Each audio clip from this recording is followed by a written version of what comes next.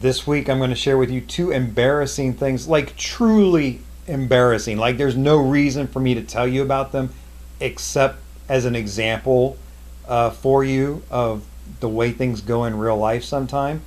But this week, I'm going to share with you what I like to call the integrity handshake or the secret handshake of integrity.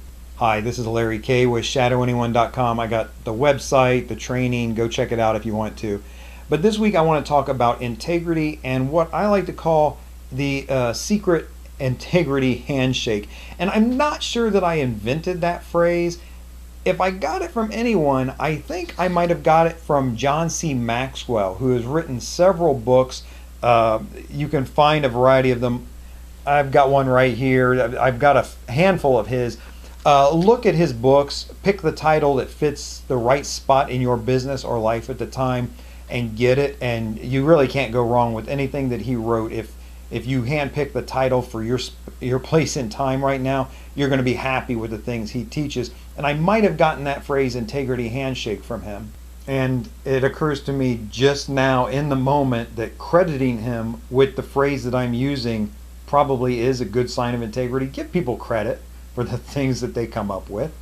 So the whole thing revolves around when you don't know the answer to something, when you don't know something, what should you say? What should you say? How should you handle it? And to me, the proper answer when you don't know the answer is I don't know. And I mean, even if you're talking to a client, and this is really when it's hard to do, when you're talking to a potential client, someone who's considering hiring you, you're an expert, you're experienced, you've got your license, they're looking to bring you on board and pay you money to do what you do best, probably do what you love to do, and then they ask you something and you just don't know the answer. The answer, I don't know, that's what I call the secret integrity handshake. Saying to someone, I don't know, that's a flag to me when I'm dealing with someone that they're displaying integrity. Let's face it, I may not know the answer to the question I'm asking, but I can tell if they're faking it, right? I don't know how to play piano, but I can tell when someone hits the wrong note. So maybe the client asks you to do something and you don't know or understand what it is. Just ask, clear it up, figure it out. So let me give you two examples of times I didn't know what was going on. One was at a private investigator conference. We were at a break between, you know how they have the seminars and the speakers and whatnot. And we were in a hotel, a restaurant, eating, me and another guy, and he was, I forget if he was an ex-cop or if he was an auxiliary officer at the time, but he was a private investigator as well.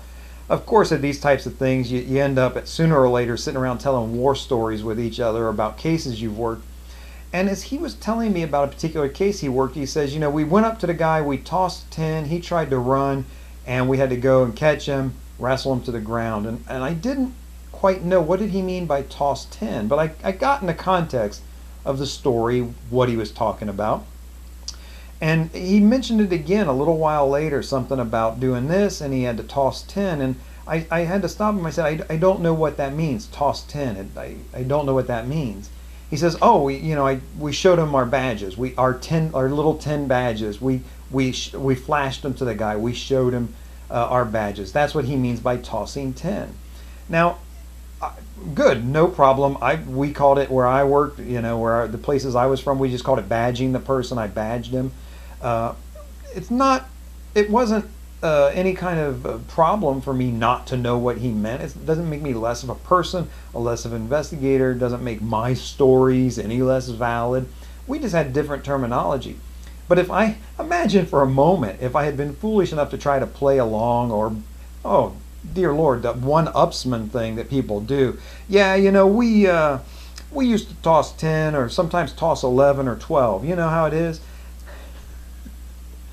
How ridiculous would I have looked if I had tried to pull something like that? A matter of fact, I would not have looked like the professional, but it would have shown him I was not even somebody to be eating lunch with. He should have. If I had done that, he should immediately pick up his lunch and walk away.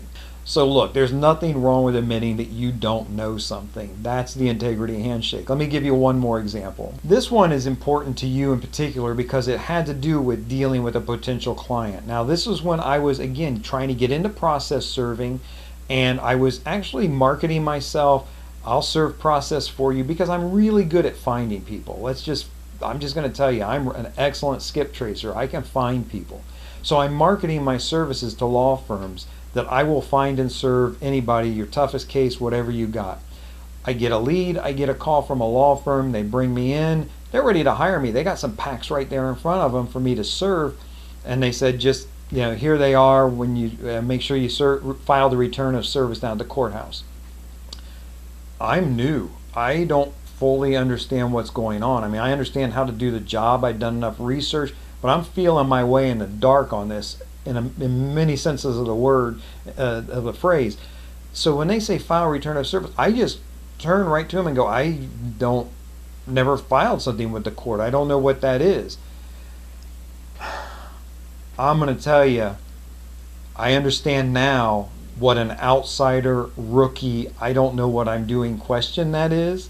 At the time, I didn't realize what a super simple, basic thing that was, that everybody knows how to do except for me. But I asked the question, and I'm glad I did, because they said, oh, you take the return of service, you bring it down to the clerk of court's office, and you give it to them, they'll punch it in the time clock, you can get a copy of it if you want. Okay, no problem, I can do that. In my mind, I had immediately imagined I was going down there, I had to go to the file rooms, I had to do all this kind of crazy stuff. Now, one, if you're worried about any kind of stuff like that and you're interested in process serving, get my Investigator's Ultimate Guide to Process Serving. I explain all of this stuff in detail. You'll know everything you need to know, so you won't have that embarrassing moment like that. But I literally am standing in front of a client who's ready to hire me and hand me the paperwork. They said something that I didn't understand, and I had to say, I don't know. Was it a deal breaker? Nope. Did they still hire me? Oh yes, and I worked for them forever. I worked for them for a long time. Don't be afraid that you're going to lose business because you don't know something. To be honest with you, if you do, that's the way things go. God makes everything work out for the good of those who love him. That wasn't meant to be. That client was not meant to be your client. Move on, learn more, keep marketing. But if you don't know something, feel free to admit it.